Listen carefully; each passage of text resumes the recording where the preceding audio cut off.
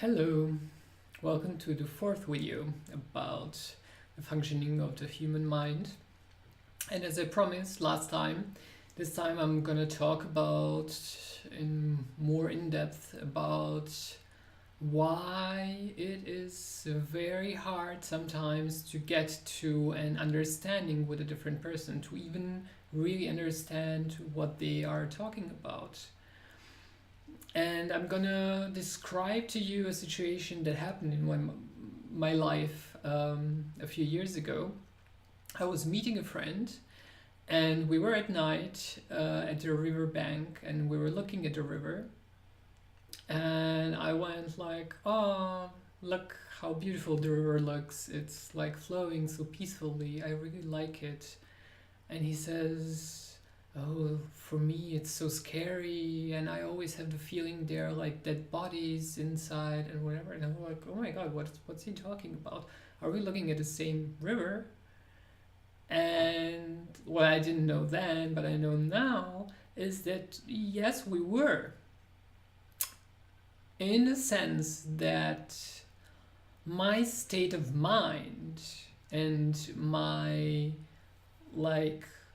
conscious, unconscious, all parts of my mind are the ones that really interpret what I am seeing. So we were objectively looking at the same river, but I had a peaceful, happy frame of mind at that moment. So I was looking at a peaceful and happy sight.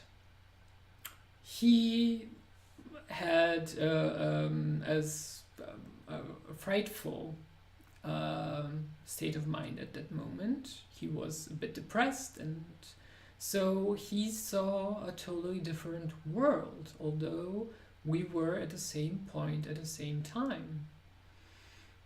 So this sounds maybe, like superficial, but is actually quite more profound than you would think, because we think there is an objective reality we can turn to, and maybe we could, like a few people, this is not the ultimate truth, but a level of the truth I'm gonna stay at right now. Maybe if there were 10 people there standing at that riverbank, we could all agree upon it being a river and us being people. So that's the part of the reality objective that we could agree upon. But if everyone would be asked to describe what they were seeing, they would be seeing 10 different rivers. Although we were looking, maybe a river is flowing, maybe it's a bad metaphor, but even if we were looking at a tree that is not flowing all the time. The thing is that even this is like a very marginal explanation, but it's huge. It's like when you're talking to a colorblind person about a color. I say it's red, and he says, no, it's not. It's like green. I don't know. I'm not sure. I don't know almost anything about color blindness, but let's imagine that it's true. They don't see the color red. It's not that my point of view is more true than his. It is not necessarily the objective truth that this is red, and that he's more true than his truth, because in his world it is not red. And the thing is, we say, oh no, but objectively it's red, just only colorblind people don't see it. Well, yes, but if the majority of people were colorblind and there were only a few who could see all colors, the objective reality would be there is no color red. There are just some strange people who are saying there is the color red. That is the truth. What we consider normal, what we consider true in some points of view, are actually nothing more than what the majority says is true. So this is very important to know. There, for a lot of things, people are looking at as the absolute irrefutable truth is actually just a point of view. It's just an opinion. It's just an opinion. It might be a very strong opinion, but it's just an opinion anyway. You know, we could... It's just, you know, that there is like always... Oh, I love this. I'm gonna make this one. Like, if you know two people and they are sitting there, like, this is not a person, this is a number. And when you're looking from the perspective of this person, you would say this is a number 6. If you're looking from the perspective of this person, he would say this is number 9. So who is right? They're both right, of course. In his world, it is a 6. In his world, it is a 9. And this is, again, a very marginal explanation, but actually, when you think about what I was talking about, I think in the second video, about the parts of the mind, like the positive and the negative, child, and whatever, you know that the subconscious mind has a lot of parts, a lot of layers and levels. So this subconscious mind actually is like consists of a huge part of factors.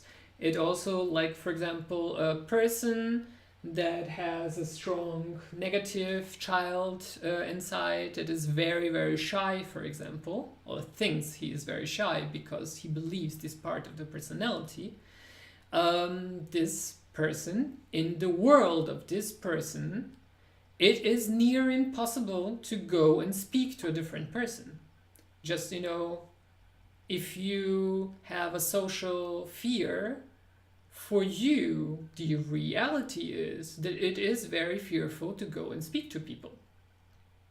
So if I were to speak to someone like that and would know that there are different worlds, I would say just, yeah, you know, you like this girl, you've been looking at her for 2 years, just go and talk to her. Like, it sounds like a sound advice, but to someone who has social anxiety, it might be something that is near impossible. So to actually be able to understand this person, you would have to understand what the worldview of this person is. And this is quite difficult sometimes, because sometimes even you yourself don't know what your own worldview looks like. And you think sometimes that your worldview is the truth.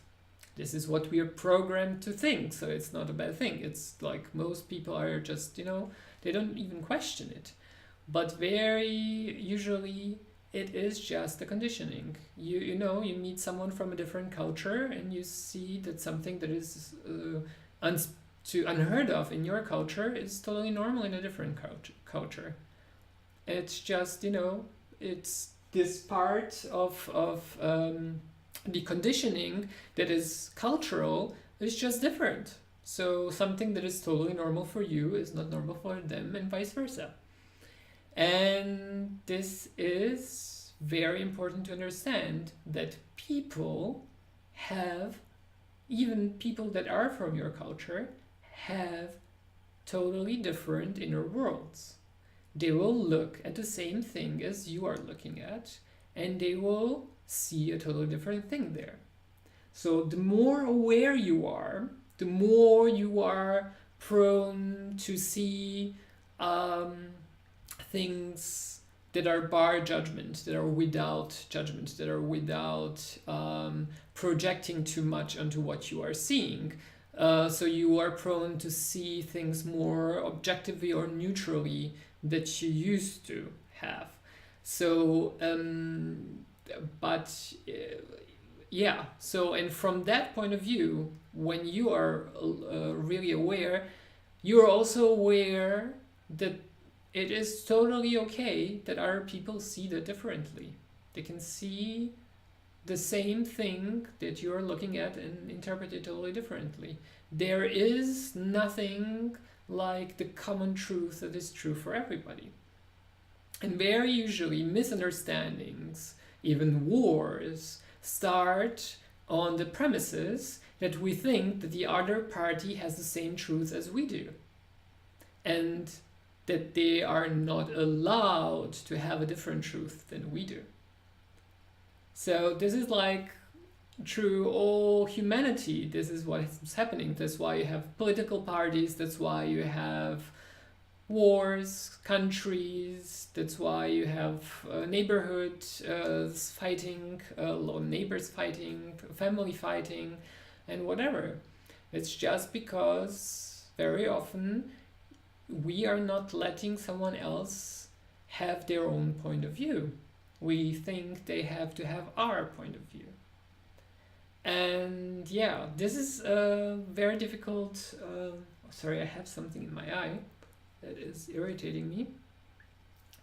But yeah, I decided not to stop these videos, but just to do them even when things happen. So this is things happening. Yeah. So I don't know if you can follow. Like this is like what I'm talking about is like constructivism. If you know from philosophy, it is the philosophical stream that says that there is no objective reality, that everyone is the creator of their own reality. And like I'm speaking of this level right now, it's not the ultimate truth, but just speaking of this level right now, this is what is the truth. Like when I was young, this is very funny, because when I was a teenager, when I was having philosophy in my school, I read about constructivism. I was like, oh, this is bullshit. Like I know what objectivity is. But well, as I grew older, I learned that there is actually nothing else but constructivism. That if you really care to really understand other people, you will notice they have usually totally different roles than you do. And this is really important to know. So yeah, I'm gonna stop this video here and then continue where I stopped, because there's a bit larger part coming that explains a bit more about different layers of how these worlds can differ, and how what is important to understand to be able to deal with people who are at different levels of consciousness. Okay, so see you next time. Bye bye.